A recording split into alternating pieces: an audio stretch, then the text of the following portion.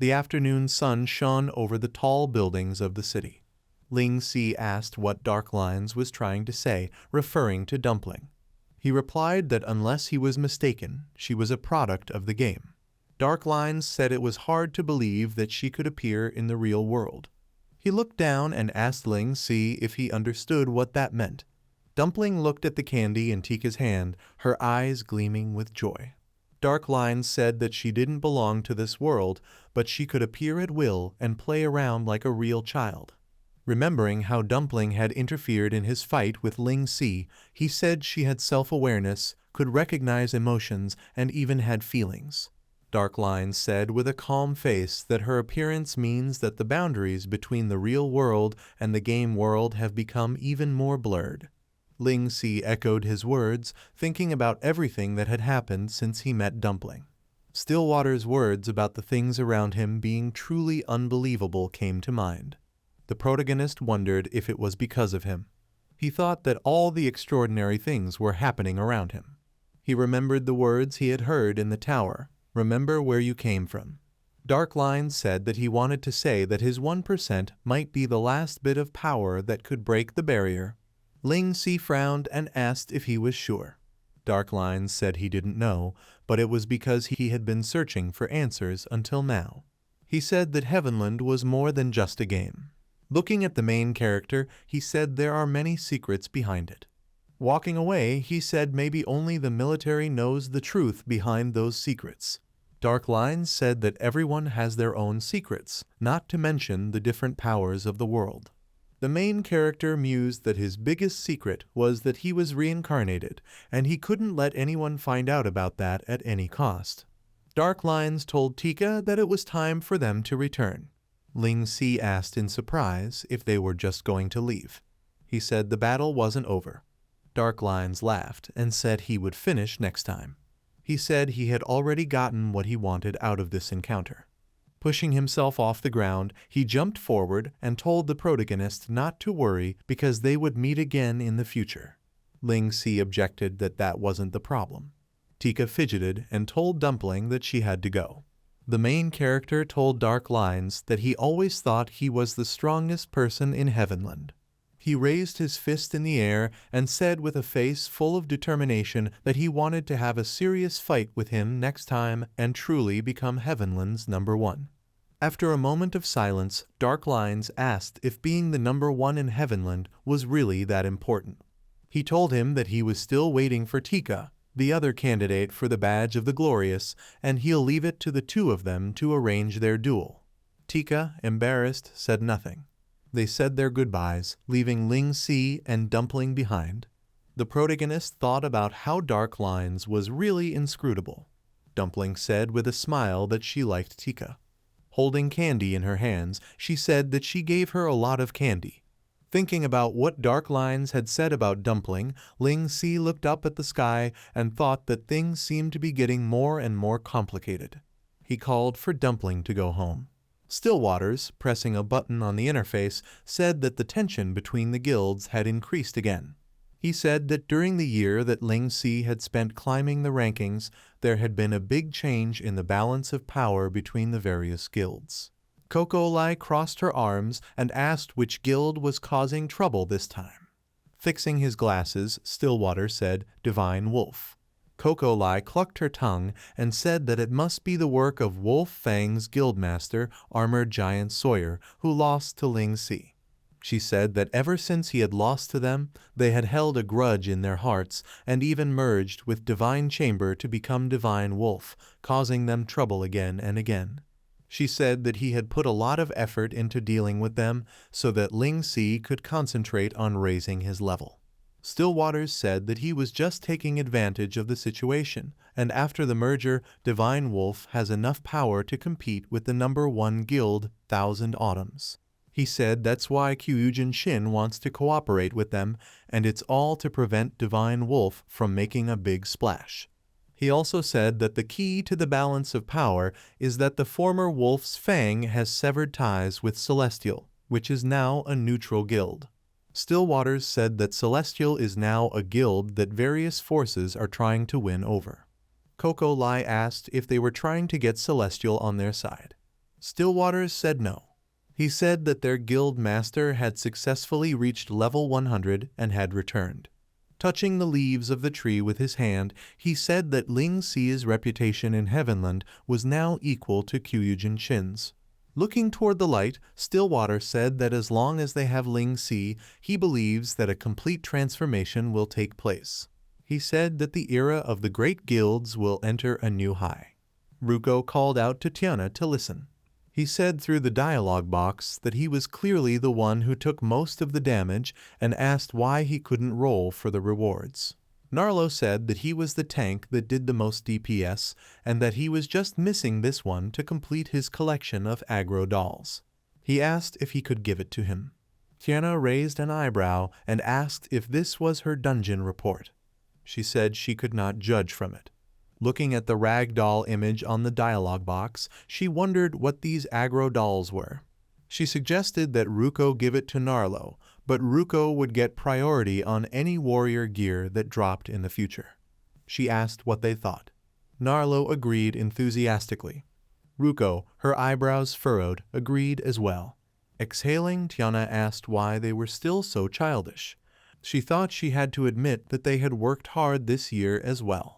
As warriors, both Ruko and Narlo had become top 6 in their respective job rankings. Stillwaters ranked 4th in the priest rankings, and Coco Lai ranked 6th in the archer rankings. Dira opened the door and asked Tiana if she had seen the latest job leaderboards. Tiana asked what had happened. Dira said that Shadow's Dark Feather and Tilly's had also become part of the top 6 in their respective job leaderboards. Tiana said in amazement that it was unbelievable that Tilly's, whose growth had been delayed because of her workshop, and Dark Feather, who seemed to care about nothing, had both reached the top 6 in such a short time. Frowning and pressing her lips together, she thought it must be because of Ling Xi. Standing on the balcony, Tiana said that each member of Shadow was now able to hold their own in Heavenland.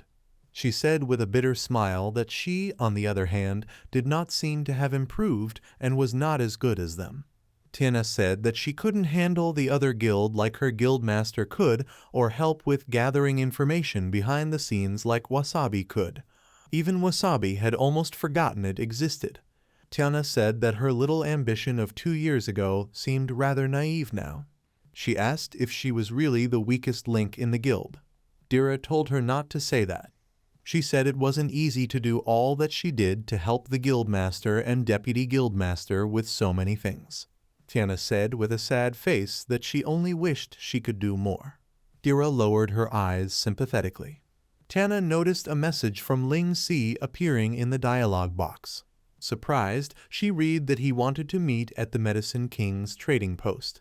The sun shone brightly on Medicine King's commercial street. Ling Xi walked down the street.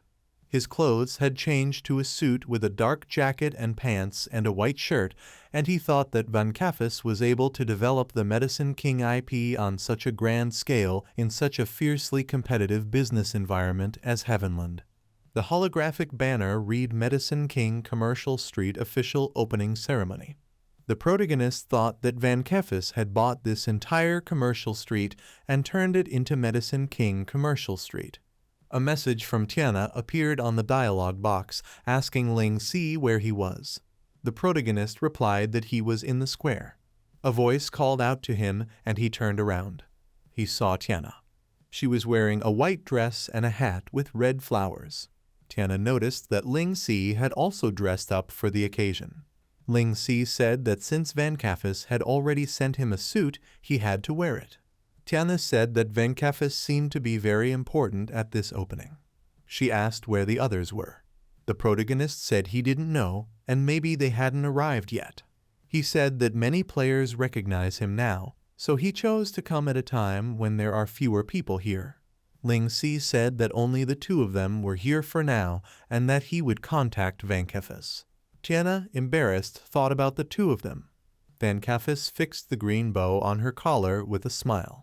The secretary said that the superior holy elixir she developed last month was in great demand by the players in the underground world, and as she expected, even though they set the prices extremely high, there was still a large consumer base. Van Kaffes said with a smile that it was time to expand the market. She told her to develop 2 versions of the superior holy elixir, top grade and ordinary grade, and lower the prices to 2/3 and half of the original price, respectively. The secretary adjusted her eyeglasses and said that with the new potion effects obtained through her unique blessing, her potions were sure to sell out, and in 1 short year they had expanded from 1 building to an entire shopping street. She said she was truly the smartest business queen she'd ever met. Looking at the dialogue box, Van Kaffes exclaimed happily that it was Ling Si. She said they had come. She looked at the dialogue box in surprise. The secretary asked her what had happened. Van Kaffes frustratedly said that Ling Si had said he needed to avoid the crowd and that he could attend the ribbon-cutting ceremony. She said that he had asked her to find a place to watch the ceremony. The secretary thought that this is the same person that even her boss has to call her boss. Van Kaffes ordered her to take care of it right away. The secretary agreed with an awkward smile. She wondered who this person was and what kind of charm he possessed. Ling Si, standing on the balcony, said that this gallery was quite good. Tiana said that she should thank him. The protagonist asked, "For what?" Tiana said she thought she might be the most useless person in Shadow. She said that she couldn't help anyone and that she had to ask for help so often, even though she was supposed to be the older sister. Ling Si told her to stop saying stupid things. He said that she was the most important person in Shadow. The main character said that he's not the only one who thinks so, and that Stillwater and the others think so too. He said with a smile that if she hadn't taken her chance in the beginning and brought him into the guild, he wouldn't be able to become the guild leader now, and he should thank her. Ling Si said she was not only someone who saw his potential, but someone who always quietly supports him and the guild. Chana wiped tears from her eyes. The protagonist said that without her, there would be no Penumbra. She thanked him for the encouragement. Ling Si said there were actually a lot of people worried about her. He remembered Dara's message. Ling Si, Tiana seems very down lately. She seems to have lost all confidence in herself. If you have the time, give her a pep talk. She needs you, Guildmaster. Pointing her finger forward, Tiana asked if it was Tilly's and Narlo. Narlo, dressed in a dark suit with a gray shirt and green peplum, asked Tilly's why she was also wearing a suit. Tilly's, dressed in white pants and a blue shirt with the top button undone, correcting her black tie, asked why not. She said she liked it. The main character said he hardly recognized her in those suits. Tiana said Tilly's looked really cool in that suit. She waved her hand and called out to them that they were here. Narlo, waving his hand, called out to Ling Si. With a twinkle in his eye, he told him that he looked very handsome in that suit. Tilly's turned her attention to the person on the roof. A silhouette could be seen on the roof of the building. They called out that it was Darkfeather. He was standing with his arms crossed over his chest. The main character said it looked like he had come early and had been watching from above all along. Tiana said it looked a lot like him. Narlo asked Darkfeather why he wasn't wearing the costume Van Kaffes had given him. Darkfeather asked if it was necessary. Tiana, Narlo, and Ling Si said yes with smiles. Darkfeather wore a black tuxedo, gray pants, and a white shirt. Narlo said he hadn't expected him to look so good in a suit. The protagonist looked at them with a smile. A voice called, "It's starting." A platform with a stage and multicolored spotlights was lowered into the square.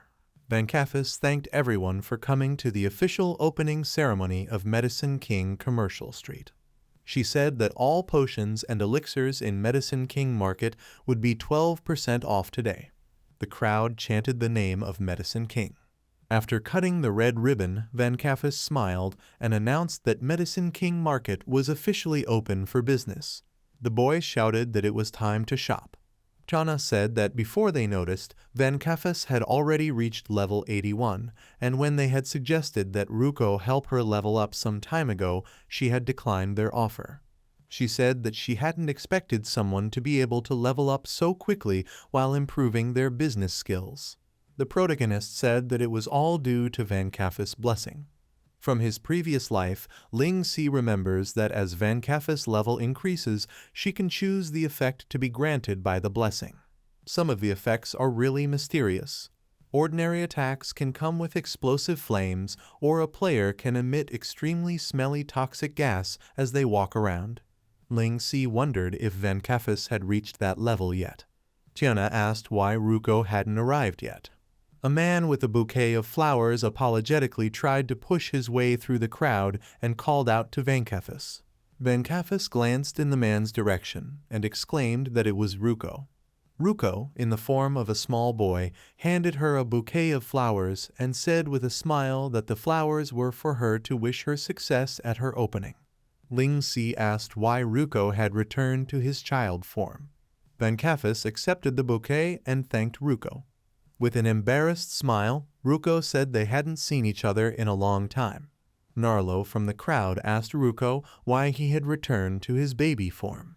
He replied that he had developed the ability to change his skin in the past year. Van Kaffes told him that she thought he looked better in his adult form. Ruko exclaimed in surprise. Narlo exclaimed that multiple appearances were very cool. Turning back into a young man, Ruko said that he would change his appearance. He was wearing a blue jacket and pants with a white shirt. Van Kaffes said that he had become much more handsome. The secretary called out to Van Kaffes that Penumbra's guildmaster had sent a congratulatory video message.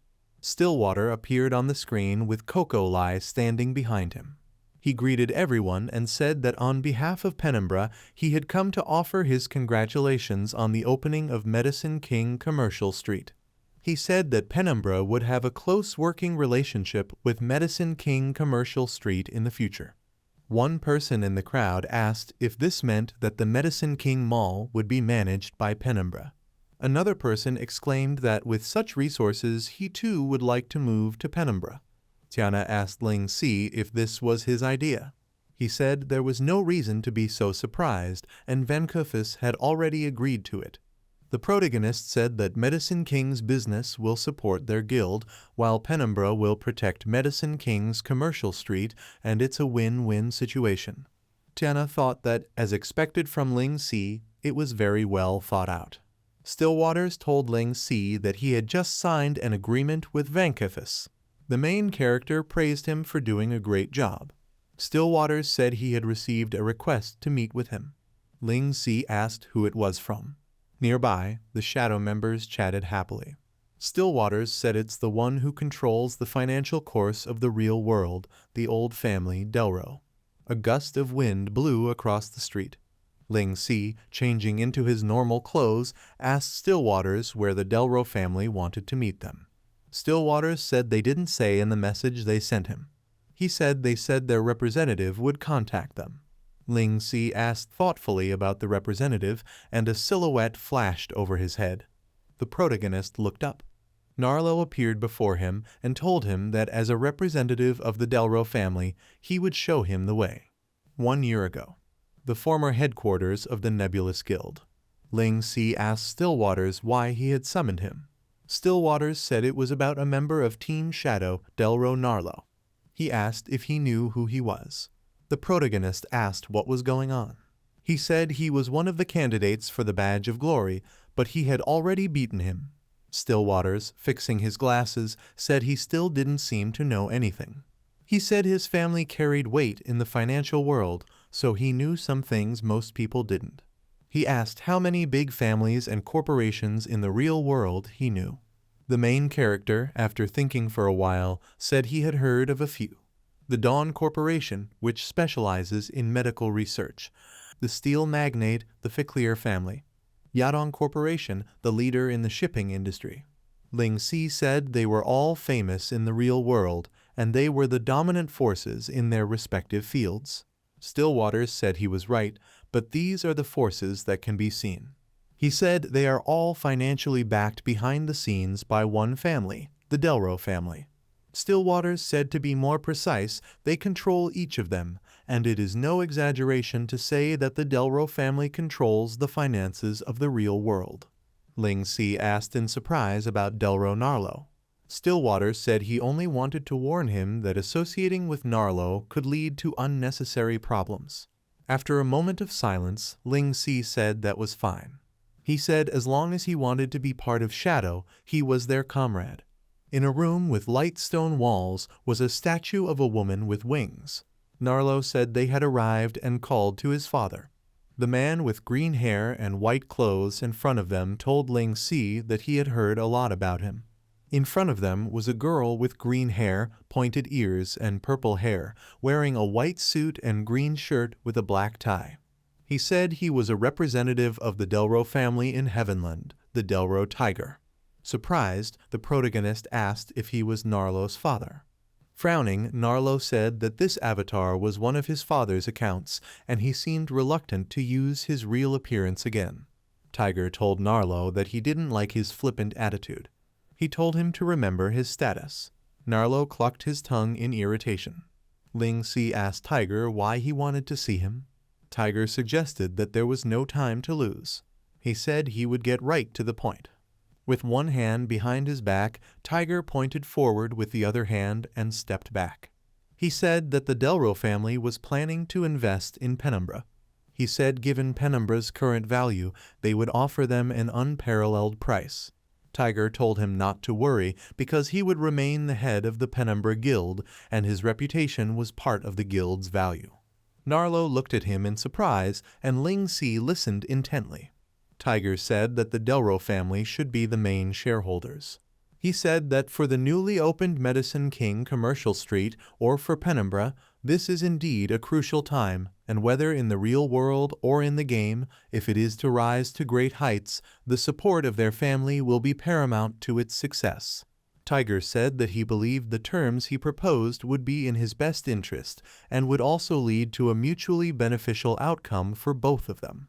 Ling Si thought that, as expected from the number one family behind the scenes, they'd just announced the partnership between Penumbra and Medicine King, and they'd sniffed out a business opportunity so quickly. He thought that if he hadn't been reborn and knew some of what the future held, he would be no match for their vision and brains, and wanting to be the first to control Penumbra and Medicine King was the skill of a capitalist. Ling Si asked what would happen if he refused. Tiger asked about refusal. He asked if he thought he had a better choice given the current situation in the game. Tiger said he didn't seem to understand them, the Delro family. Tiger asked if he knew how many people were out there trying to gain their favor. He said whether it was the real world or the game, he could get his hands on the best resources. Frowning, Tiger said that if he didn't know how to be grateful, you could say he was pitting himself against the world. Narlo told the protagonist that he was right and that most of the resources in Heavenland were monopolized, including the number one guild. Frowning, he said that they were the guild that had been carefully cultivated to represent the Delro family in Heavenland. Tiger said he believed there was no one in Heavenland who would want to be their enemy. He told Ling Si that he was wise, so he should know what to choose. The protagonist said that was true and that he knew what choice to make. He said that he would try to be the first person to say no to him. Ling Si thought that his goal in this life was to become the number one in Heavenland. Narlo smiled nervously. Tiger's face darkened in anger. Ling Si looked at him confidently without taking her hands out of her pockets. Tiger said he was declaring war. Stillwaters jumped up from his seat and asked Ling Si if he had really turned them down. He said even though they were strong now, if the Delro family wanted to destroy them, they would definitely use the vast amounts of wealth and influence to throw out numerous workshops for them to work together with Thousand Autumns to target them. He said the good relationship they had built with Thousand Autumns was now in vain. Ling Si crossed his arms and said there was nothing they could do about it. He asked if they should just let them interfere with their management of Penumbra and Medicine King. He said that some things were inevitable. Frowning, Stillwaters asked about Narlo. The protagonist looked thoughtfully off into the distance. He remembered Tiger telling Narlo that he had had enough fun and that it was time to leave Penumbra and return to Thousand Autumns. He ordered him to return with him now and to remember who he was. Ling Si silently looked at Narlo, who stepped forward. Narlo refused, and the protagonist rolled his eyes in surprise. Narlo said he was determined to stick to his investment gamble this time. He changed into his normal clothes and said he believed in Master and his judgment, so he would insist to the end. Narlo asked if that wasn't what the family had always instilled in them since they were young. Tiger looked at him in surprise. Narlo said he did not like having his path controlled by the family, and it was rare to meet someone so interesting. He said he would follow his own judgment and choices and go his own way. He said he believed Ling Si had won the bet. The main character told Stillwaters to believe in Narlo because he was one of them, Shadow. Stillwaters asked Ling Si where he was going. He said he was going to find what he needed, allies. Blue Cloud asked Ling Si what he had just said. He asked if he wanted Penumbra, Celestial, and Divine Wolf to form an alliance. Sawyer, the former guildmaster of Wolf's Fang, is no longer a guildmaster. However, due to his strength and reputation, he still holds a position in the highest echelons of Divine Wolf. After its establishment, the Divine Chamber reached an unprecedented size. The garden at Celestial headquarters. Blue Cloud asked Ling Si what this was all about. He said that after they hadn't seen each other for a long time, he told him about it right away. He said it really took him by surprise. Blue Cloud asked if he knew that a lot of people had tried to win Celestial over during that time, and he didn't agree with any of them. He added that if it was Ling Si, he'd want to team up with Penumbra, but he was talking about Penumbra, Celestial, and Divine Wolf joining forces. Frowning, he asked if he remembered that he had a falling out with Sawyer a year ago. Blue Cloud said he certainly didn't. Ling Si said that Sawyer was no longer the guild leader, and although they called it a merger, it's more like Wolf's Fang was absorbed into Divine Chamber. He said Sawyer was still a big obstacle, but he had a plan to fix it. Blue Cloud asked why he should trust him. He said even though he was someone he thought highly of, this was a very risky move for Celestial. He asked what was in it for them. The protagonist said that he was sure that Kyujin Shin had come to see him before, and Celestial disagreed because they didn't want to be controlled by Thousand Autumns. He said that Thousand Autumns had been active in the past year, absorbing many small guilds with potential, and they were now much bigger and stronger than they were a year ago. Ling Si said that he thought he could feel the pressure as well. Blue Cloud looked at him with narrowed eyes, still not convinced by his arguments. Ling Si said he was sure that he already knew that Penumbra was working with the largest commercial organization in the game, Medicine King, and as long as Celestian joined forces with them, Medicine King would also be a powerful source of support for them. After passing Blue Cloud, the protagonist told him to trust him. He said that Penumbra has been threatened by the Delro family, the financial mogul behind Thousand Autumns, and they are all in this together. The protagonist said they'd either be swallowed up or they'd band together and take them down. Squirrel asked in surprise what was going on. He told Sawyer that the messages he had sent to Penumbra over the past year to provoke them into a fight had been posted on the Heavenland Forum. He said this included the one that said, Ling Si, do you dare to challenge the bigger and better Divine Wolf? If I win, you'll have to kneel down and lick the soles of my shoes, and if I lose, I'll do whatever you want. Sawyer said he seemed to remember sending him something like that on impulse. Squirrel, captain of the assassination squad, level 91, said that those who posted those messages on the forum must be Penumbra. He asked what they were doing. Sawyer, level 99 deputy guildmaster of Divine Wolf, asked what the difference was. He said that Ling Si wouldn't come here anyway, and he had lost count of how many times he had challenged him in the past year, and each time Stillwaters had found a way to evade him. His eyebrows furrowed. He said that if their guild leader hadn't been against a direct confrontation with Penumbra, he would have retaliated and trampled them a long time ago. Rubbing his chin thoughtfully, Squirrel said he didn't think it was as simple as it seemed. He said that Ling Si was full of devious plans, and there must be some ulterior motive behind the reason for posting those messages. He suggested discussing it with the guild leader. Sawyer, pounding loudly on the table, said no. He said they couldn't let him see them down and out, and they had to maintain the dignity they once had as Wolf's Fang. Clenching his jaw, Sawyer said that if this Ling Si was foolish enough to come to him for death, he'd tear him to pieces. He said that he was the first player to reach level 100, and he'd managed to match the guild's #1 diviner, Kyujin Shin, with his own skills. Sawyer said with a wicked grin that if he could get rid of him, he could not only get his revenge, but he could also become Heavenland's superstar overnight, and he might even be able to take the position of guild leader as a result. He said that the more he thought about it, the more it seemed like a heaven-sent opportunity. Sawyer told him to seize the wind and spread the news that Ling Si is coming to their hometown to challenge him, and if he doesn't have the guts to come, they will take the opportunity to ridicule him thoroughly. He said that if he did come, based on Divine Wolf's numbers, he'd only be digging his own grave. Squirrel was silent.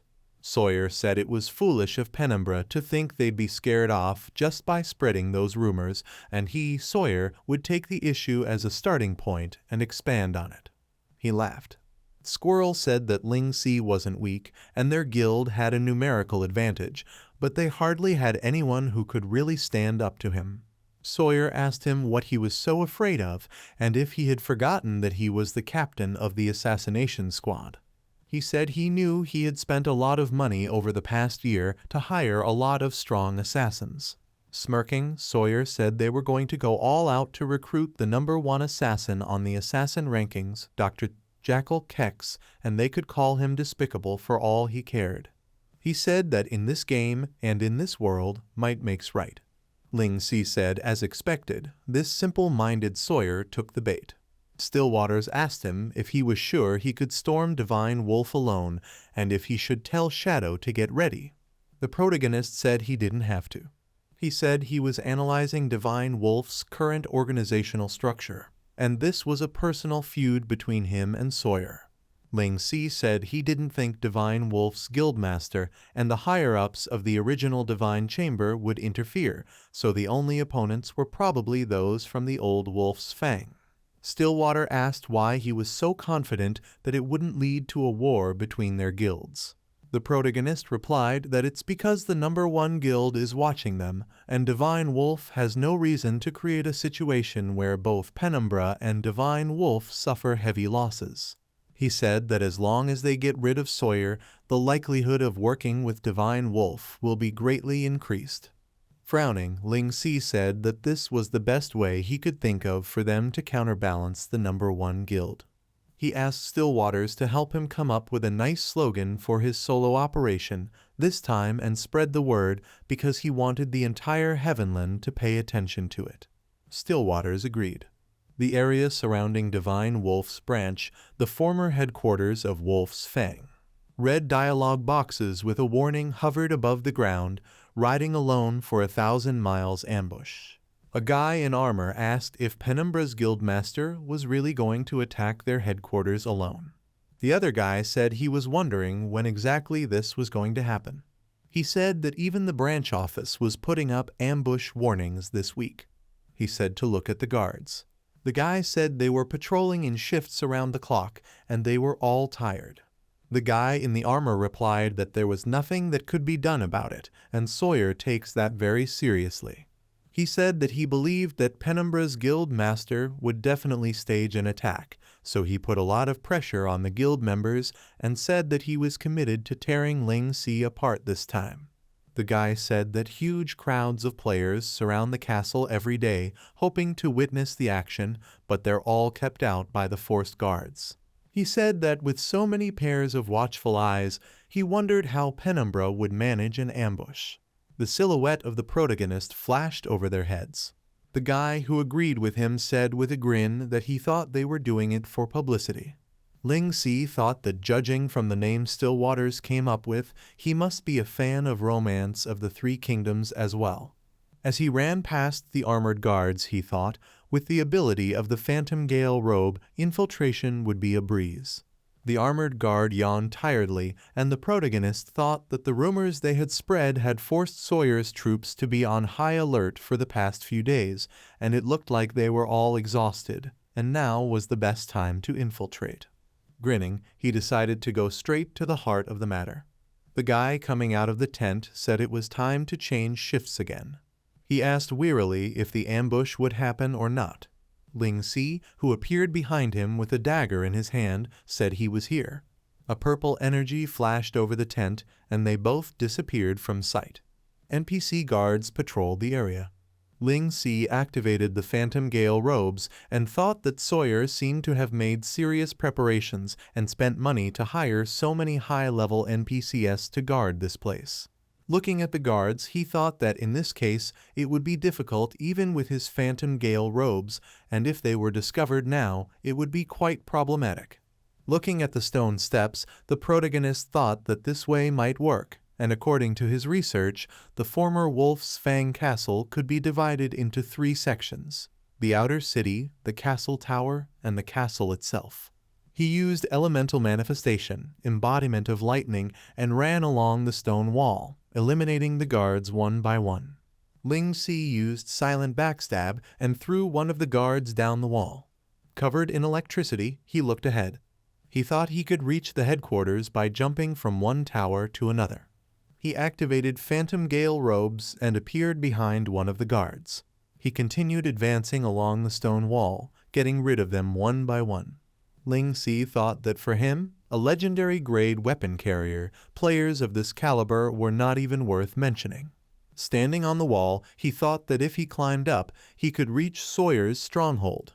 Throwing a grappling hook forward, the protagonist thought it looked like no one had discovered him yet. The guy who held the sharp needles between his fingers smiled. The needles hit the main character's grappling hook. Phantom Gale robes was seen through, and Ling Si asked who was here. The guards ran forward and shouted that the intruder was in the city tower. The protagonist thought that it looked like someone had seen through his infiltration. A huge crowd of armored people appeared in front of him, and he thought it was really going to be a head-on collision, and it's time for this lone rider to take action. A girl sitting near the fortress noticed the warning and said, "There really is an ambush." Noticing the battle, she exclaimed that it's at the tower. The Heavenland Forum reporter, a girl with shoulder-length brown hair wearing a blue suit and hat, sent a live-stream robot forward. The guy in the armor shouted that the area around the castle was full of warning signs and that it looked like Penumbra's guild master was really going to attack their base. The girl said to start a thread on the forums as soon as possible. She said that live coverage of Operation Ride Alone for 1,000 miles was about to begin. She watched the video in surprise. She exclaimed that the place was littered with corpses. A man shrouded in purple energy screamed in pain. An image of a skull was seen above the main character, and he was surrounded by corpses and purple spirits. The audience asked if it was a demon. Soul follower marks, 60 out of 60. Ling Si thanked them for bringing him their own heads and said that things would be much easier for him later. The girl asked in surprise how he could have defeated so many players by himself. The guys in armor cheered, and one of them said that Penumbra's guildmaster lived up to his reputation. A voice from the robot broadcasting Ling Si live exclaimed that he was incredible. Ling Si wondered if it was a live stream. He thought that even though it was earlier than he expected, it didn't matter anymore. Sharp needles flew towards the protagonist, cutting through the air. He jumped up and dodged. There was no one around Ling Si except for the corpses lying on the ground.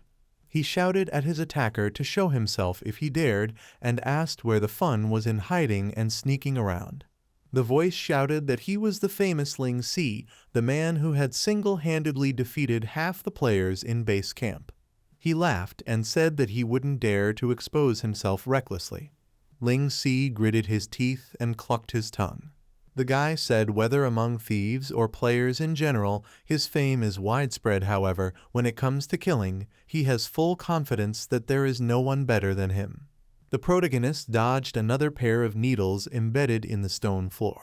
As he dodged the needles with his dagger, he thought that he couldn't feel the energy of his attacks at all. Ling Si ran forward, thinking that this was interesting. Looking to the side, he thought that he could only determine the distance from which he was attacking. Looking at the needles embedded in the stone floor, the protagonist thought that it must be in the direction between 10 o'clock and 1 o'clock. Looking ahead, he thought the only place he could be was the tower in front of him. Pushing himself off the ground, Ling Si jumped toward the tower. He jumped onto the tower, and the ground next to him was hit with blue energy. The protagonist looked in front of him in surprise.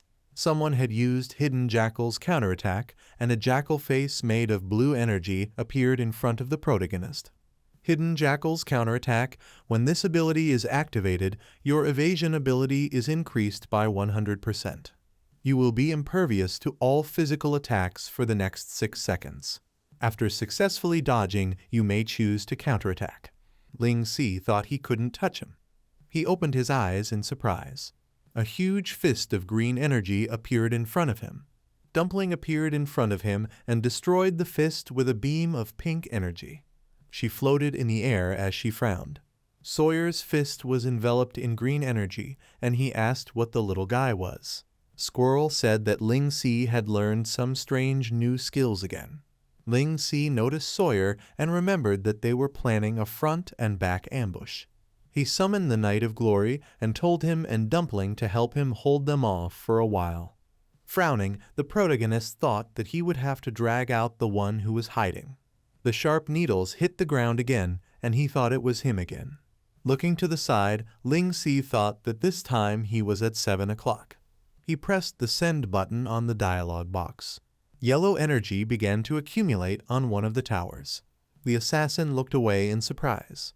His attacker had used ranged thunderstrike, and a yellow magical arrow struck next to him. Holding a bow in his hands and pulling a hood over his head, Blue Cloud told Ling Si that this was all he could do for him. Kex's aura cloaking skin was deactivated, and he, shrouded in electricity, noticed the distance and wondered who it was. He noticed that it was a very precise attack. The dark-haired guy said in surprise that it was the person who ranked number 1 on the assassin ranking list, Kex. The girl said that they had hired a professional assassin, and that Divine Wolf was too much. Kex asked if he said it was a solo infiltration operation. He asked why he had backup. Ling Si, who appeared in front of him, said that they had hired him as well. Kex was surprised to see that Ling Si was fast. The protagonist, surrounded by purple ghosts, grabbed Kex's face and said they're even. He used soul destruction, and Kex was surrounded by an explosion of purple ghosts. A girl in the crowd looked at the dialogue box in surprise and exclaimed that it was a one-shot. Ling Si stood behind Kex as he fell to his knees and said, "I knew he was strong, but I didn't expect him to be this strong."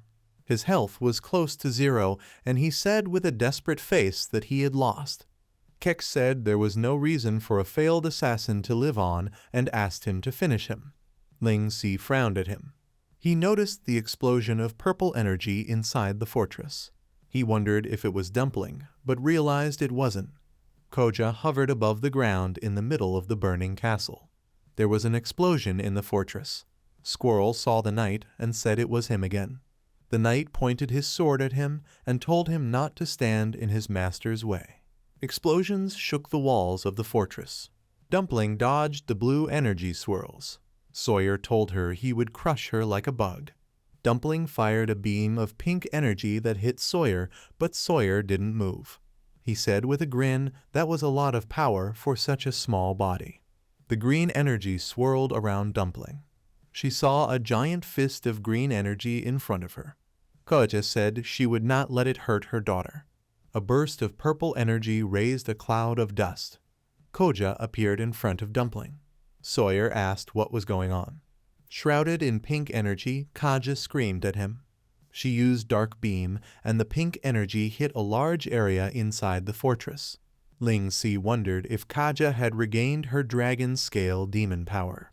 Looking down, he thought that this destructive power was terrifying. Running away from the explosions, the guys inside the fortress asked if it was a monster.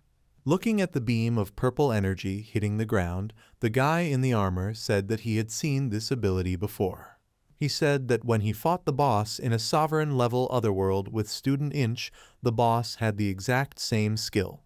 Another asked about the boss of a sovereign-ranked otherworld. He said, "I think it was called the dragon-scaled demon," and asked why it looked completely different. Sawyer asked what difference it made if she was the boss or not. He said if they let her continue her rampage, his base would be destroyed. He ordered everyone to go after her. The man fearfully said they wouldn't be able to stand up to her. Sawyer, clucking his tongue, wondered where he got all those summons. Leaping forward, he appeared in front of Kaja and said he didn't care who she was. Wrapped in a swirl of green energy, he said she could forget about breaking through his defenses. Kaja said he's the brute who tried to hurt her daughter. Firing a beam of pink energy, she angrily shouted at him to die. The blue energy vortex and the pink energy beam collided. The pink beam was stronger, gradually suppressing the vortex and approaching Sawyer. He looked frightened at their attack, thinking that such power was beyond his imagination. He was swallowed by a blast of pink energy. Ling Si said it was incredible, and you couldn't expect anything less from a dragon-scaled demon. Squirrel called to Sawyer. Sawyer's health had dropped below half, and he was falling. Steam came out of his armor. Blue Cloud told Ling Si that Sawyer was now severely weakened, and that he would have to finish him soon, and then this would all be over. The protagonist looked away in silence. Squirrel stabbed furiously with his dagger, which the knight successfully blocked with his sword and demanded to let him pass. Ling Si said with a grin that he had a better idea. Squirrel, swinging his daggers, shouted at the knight that he was very annoying. One of his guild members shouted for Squirrel to turn around.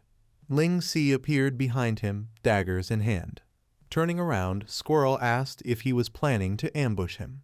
His pupils narrowed in fear, and a violet energy enveloped him. Ling Si used Shadow Ambush. Shadow Ambush.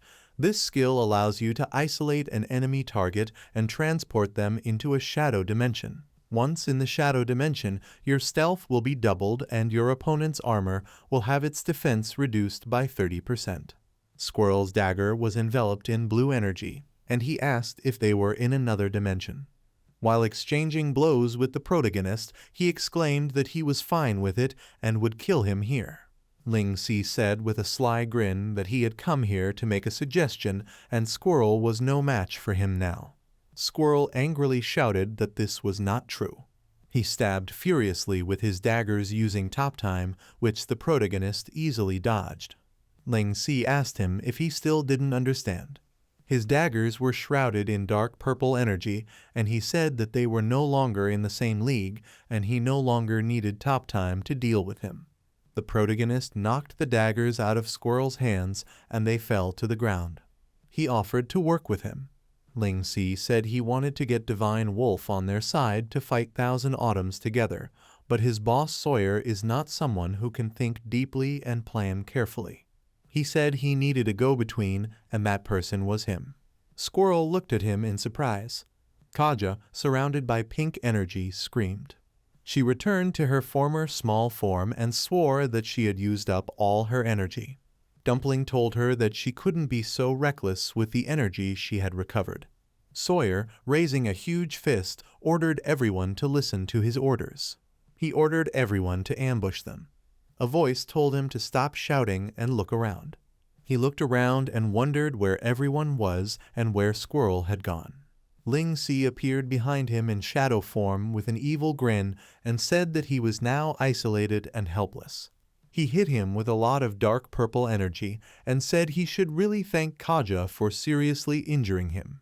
Sawyer's health dropped to less than a quarter and he coughed up blood. The protagonist said with a grin that this greatly reduced the time it took him to defeat him. He said that he was truly worthy of his reputation as one of the top tanks in Heavenland to be able to withstand the stacked damage of his legendary grade weapon for so long. The ground cracked beneath Sawyer's feet, surrounded by a swirl of green energy that told him not to underestimate the amount of hatred that had built up against him over the past year. Steam gushed from his armor, and he used defense, switch, spread, and shatter. Blue Cloud looked at the huge swirl of blue energy and said it was a terrifying power. He told Ling Si not to overdo it, since Sawyer was the former guildmaster of Wolf's Fang. Sawyer asked why, after they hadn't seen each other for a year, he had become like a mouse who could only hide. He asked if he couldn't just face him like a man. Destroying the stone structures around him, Sawyer said he wouldn't mind leveling his base camp to get to him.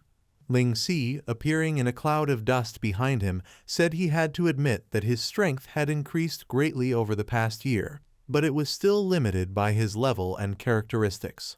Sawyer clenched his jaw, the veins in his face bulging. Shrouded in purple energy, the protagonist said that his brain didn't seem to have improved. He asked him if he had scored the points that caused him to lose last time. Sawyer's pupils constricted. Purple ghosts surrounded Sawyer, shattering his armor. Ling Si said that as Heavenland's defensive warrior, he had actually turned his defense into an attack, allowing him to channel his abilities into his body, just like he had defeated him last time. Sawyer looked up worriedly. The protagonist said with a confident and calm smile that this was the biggest weakness in the ultimate defense he was so proud of.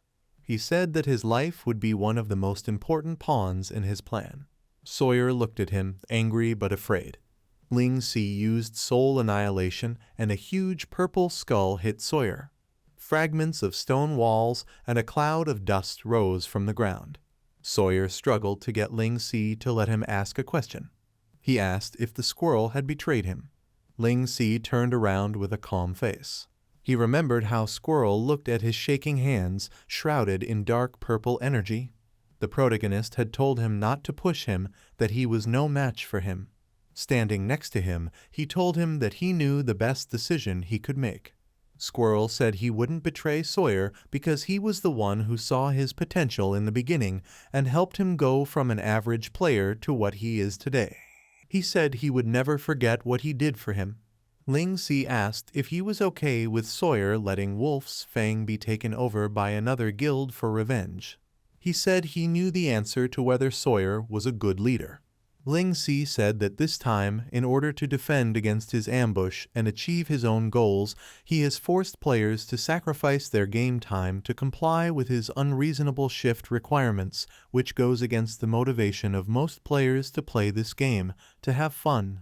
He said that there had been complaints from players in the base camp for a long time, and as the campaign, he should know.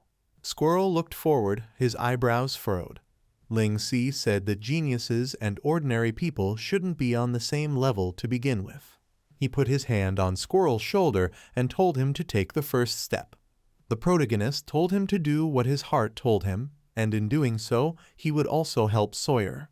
Squirrel opened his eyes in surprise and sat on his lap. Ling Si answered Sawyer's question with no. He said that in order not to betray him, Squirrel made the decision to die by his hand, and as for his other subordinates, they made a different choice because they feared Ling Si and were displeased with Sawyer. Sawyer clenched his teeth and tears streamed down his face. Grinning, he said it looks like he really is a failure as a leader. He remembered how, with a thumbs up and a smile, he had suggested to Squirrel that they form a guild. Squirrel asked excitedly what they should call it. Sawyer suggested that they call it Wolf's Fang. Sawyer disappeared and told Ling Si that he had lost. He said he accepted his defeat and would grant his request. Kaja angrily told the protagonist that if he ever put her daughter in danger again, she would tear him to pieces. Ling Si raised an eyebrow and said he understood. The robot in the air looked at them with its lens. The female reporter exclaimed that Penumbra's guildmaster had kept his promise. She said that he had defeated Divine Wolf's second in command. The crowd cheered. Stillwaters, holding a cup in his hand, said that Ling Si had executed another plan perfectly. With a straight face, he said that this time, the live broadcast would surely take Penumbra to new heights. Stillwater said that Thousand Autumns could probably sense that there's more to it than meets the eye. If you ask him, the direct confrontation between the guilds is about to get really intense. Blue Cloud, laughing, said he really did. He said that everything seemed to be going according to plan. He looked forward in surprise. On the stone wall in front of him was Student Inch. Student Inch turned around, but Blue Cloud had already disappeared. He opened one eye and looked forward, thinking that Ling Si wasn't bad. Looking at the dialogue box, he decided that it looked like he would have to inform the guild leader. Student Inch hoped that she wouldn't fly off into her wild fantasies again. The dialogue box contained messages from Sawyer to Ling Si. Ling Si, Squirrel has informed me of your intentions. I accept my defeat and will not interfere with your plan to win over Divine Wolf. Besides, I'm no longer in charge of such things. I've arranged a meeting between you and the Guildmaster at our headquarters. This is the last thing I can do for you as Deputy Guildmaster. As Ling Si walked along the stone road, he thought that the information he had received was correct. He stood in a room with a throne and white columns. The protagonist thought that Sawyer had indeed left his post as Deputy Guildmaster, and his second defeat had certainly damaged Divine Wolf's reputation. He felt that it was wise to let Sawyer take full responsibility for everything that had happened and leave his post. With his hands in his pockets, Ling Si thought that the Guildmaster of Divine Chamber in his past life, who was also the Guildmaster of Divine Wolf in this life, managed to get both guilds into the top 5. Frowning, he thought, this person, Hua Zioi, is someone who takes great care to cover her tracks, and she's definitely no pushover. Hua Zioi appeared behind the protagonist's back and apologized for being late. She was a girl with long black hair, wearing a long blue and pink dress with long white sleeves and a large hat. Folding her hands in a clasp, she asked for forgiveness for making such a bad first impression. Ling Si was surprised to think that this was the first time he'd seen the Guildmaster of the Divine Chamber, and he didn't expect her to be nice. Hua Zioi was confused as to why he was looking at her. Then she thought that they were having a meeting, so it was inevitable that he would look at her. She wondered what she was thinking about. Hua Zioi said that even though she was late, if Ling Si stares at her so intently, she'll feel really bad. The protagonist fidgeted and said she didn't mean anything by it, she just didn't expect Hua Zioi to have such a cute and exquisite appearance in the game.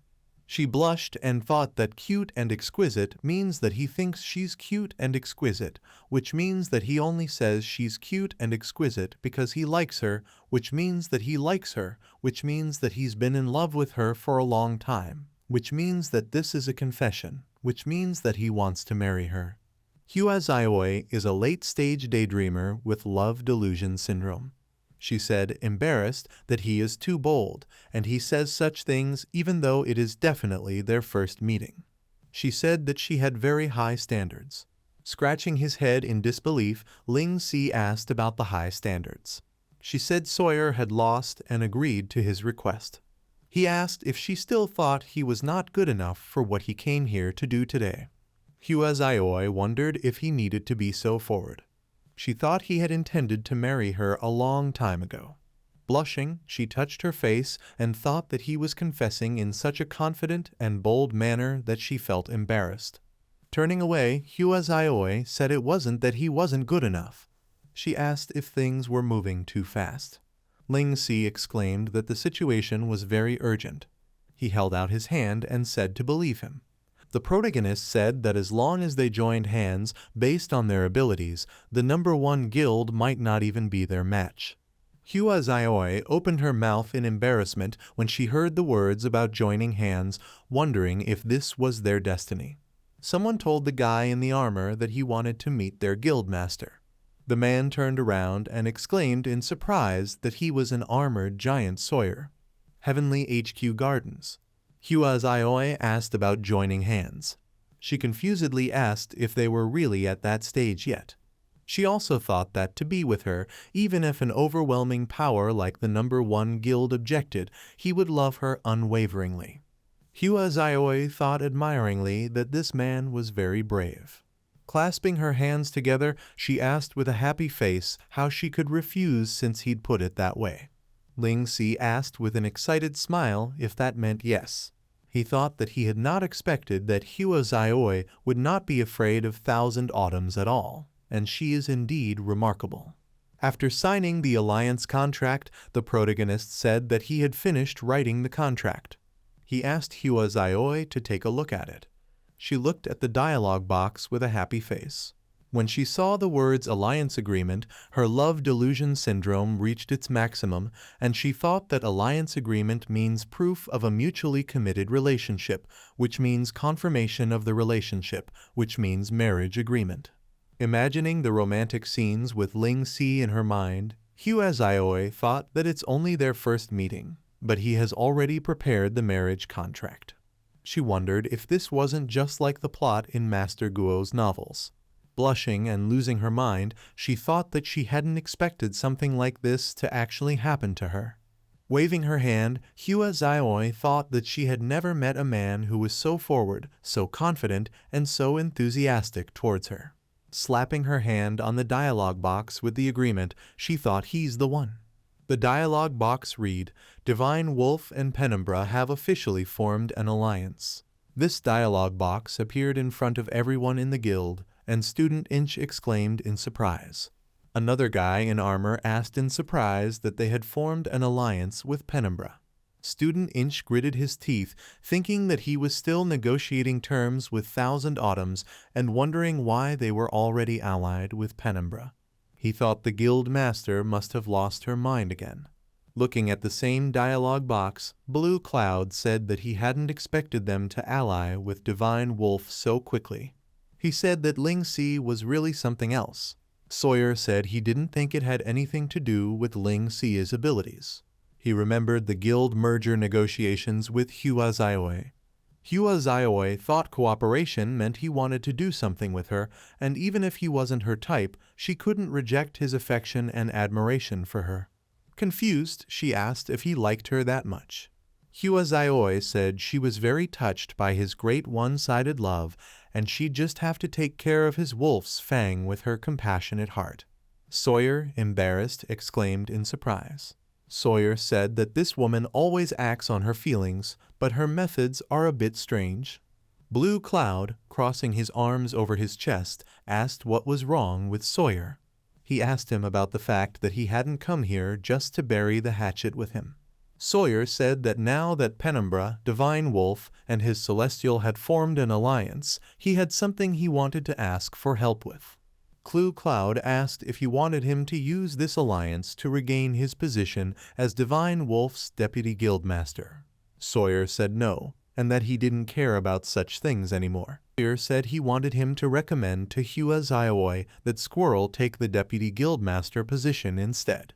He said he didn't want his fellow Wolf's Fang members to become cannon fodder in the coming war, and of the old Wolf's Fang members, only Squirrel was capable of that. Sawyer said all they needed now was some outside support, and he wanted to keep Wolf's Fang's presence within Divine Wolf's management. Blue Cloud told Sawyer to give him a reason why he should help him. Sawyer said that he himself should know that their opponent this time would be the #1 guild, Thousand Autumns, the guild that controls most of the resources in Heavenland. He said that last year Kyujin Shin had absorbed almost all of the well-known workshops and mid-level guilds into Thousand Autumns. Sawyer said that when Wolf's Fang first merged with Divine Chamber, they were indeed on par with Thousand Autumns, but according to his calculations, Thousand Autumns has since expanded to nearly 3 times its original size. He asked Blue Cloud if he was so confident that Ling Si's strategy could really guarantee a victory in the upcoming guild war. He said he should know that Thousand Autumns had the power of capital behind them, not only in the game, but in the real world as well.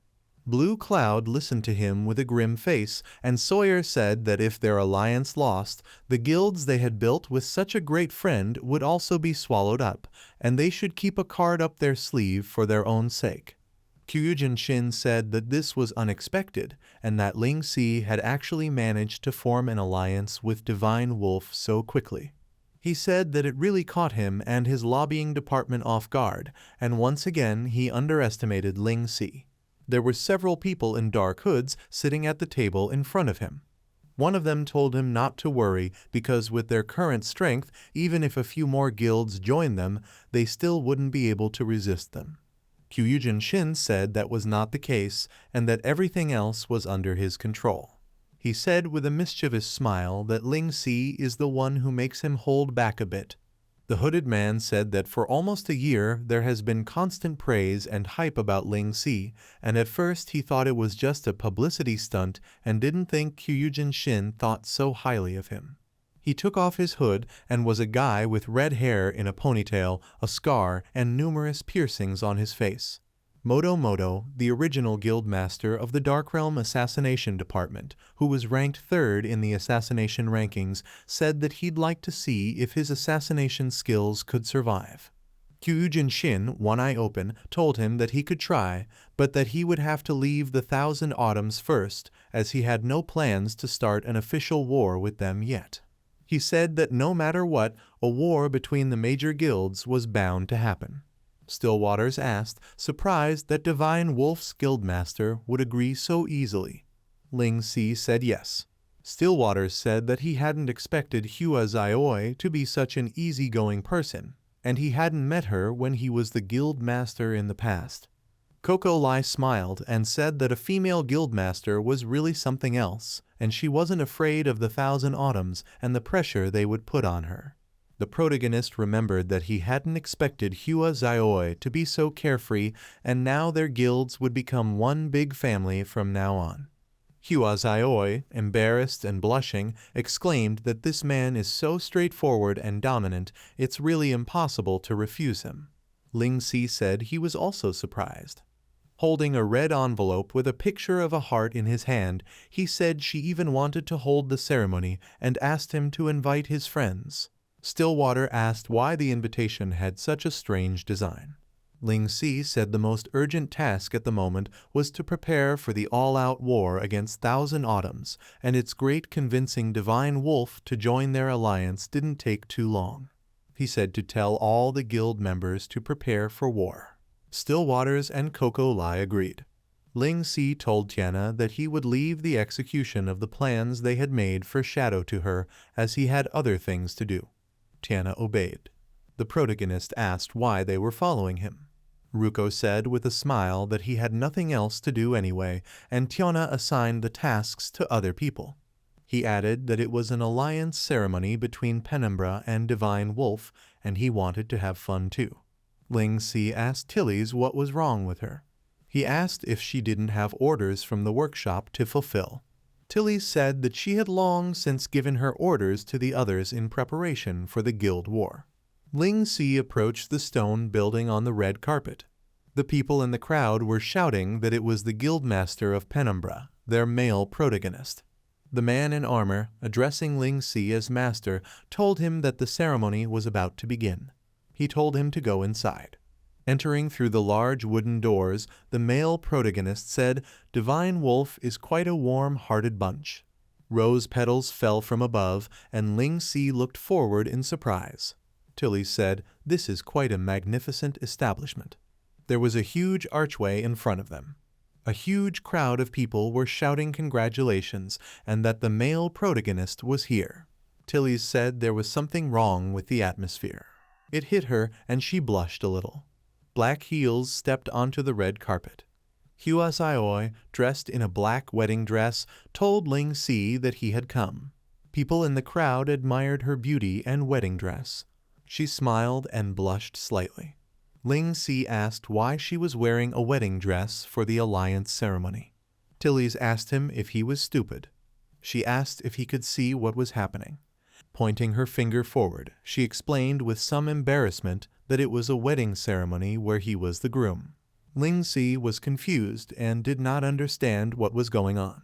Hua Zaioi appeared beside him, calling him her fiancé and saying that she had been waiting for him for a long time.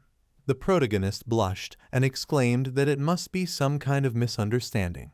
He felt a dark red energy, and a voice asked him if he was Ling Si. Moto appeared above their heads and apologized with an evil grin. Ling Si exclaimed that he couldn't move. Moto said he was against this marriage. Everyone present froze in place, shaking, enveloped in dark red energy, unable to move. Ruko said through clenched teeth that he couldn't move. Tilly said that her body was locked in place.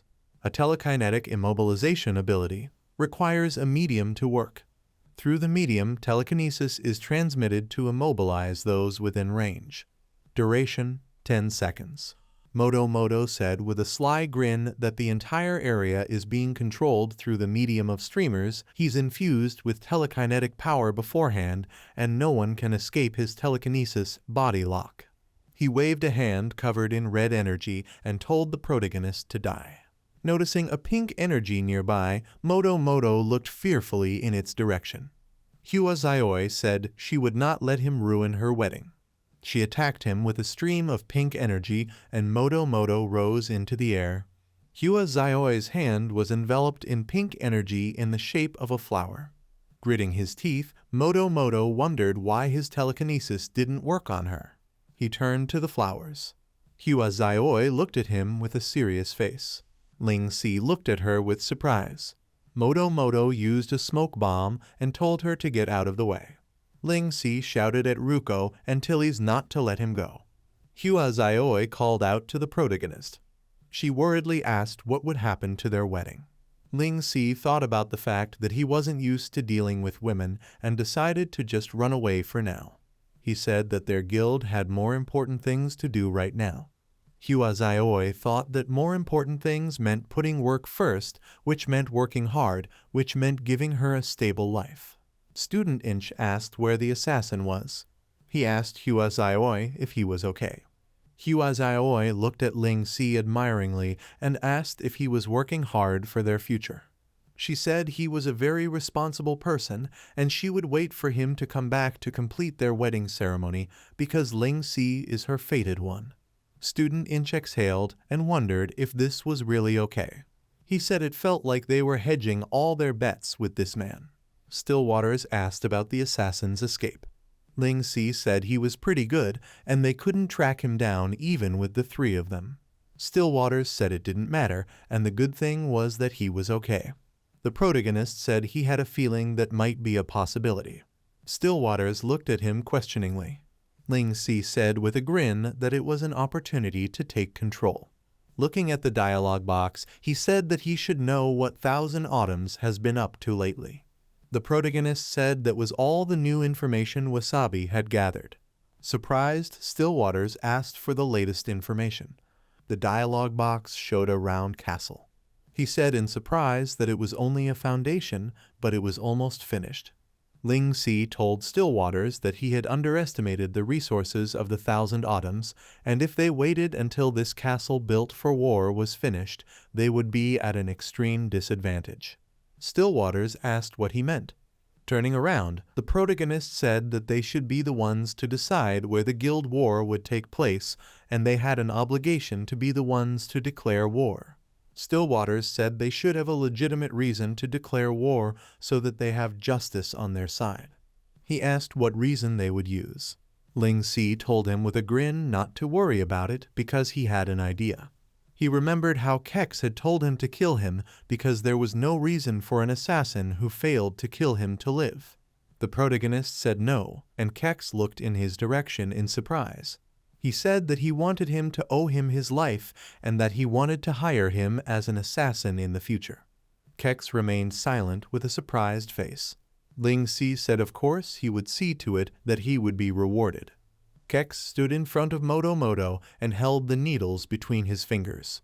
Moto Moto's clothes were torn, with steel needles sticking out. He asked how that could be him. Kex, former guildmaster of the Dark Realm Assassin Division, looked at him with a grim expression. He told him that he had heard that he had sold the guild to Thousand Autumns for his own gain. His shadow covered Moto Moto. Moto Moto asked, even if he did, what of it?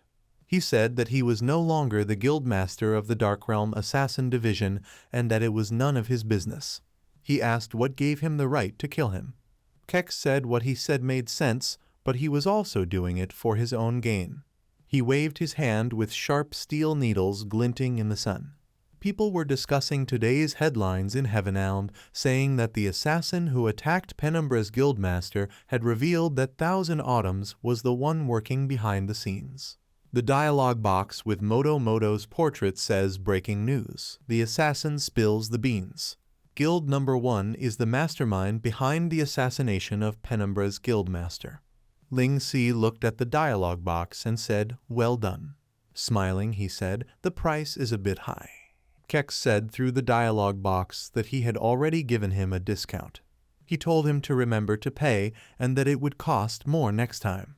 The main character said that they now had a reason to declare war, and discussions from all sides would inevitably side with them.